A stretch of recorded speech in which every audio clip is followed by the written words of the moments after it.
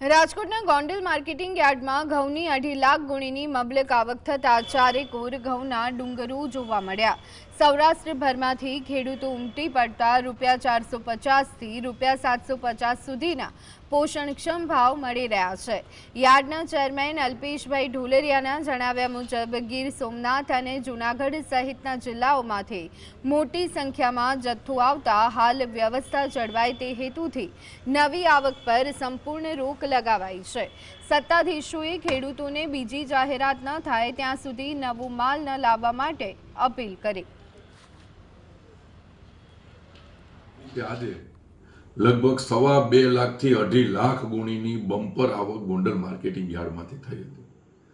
Gondal marketing yard आजे आखुं marketing yard घऊंथी छलकाई गयुं छे। जाणे घऊंनो दरियो होय एवुं आजे गोंडल मार्केटिंग यार्ड देखाय छे।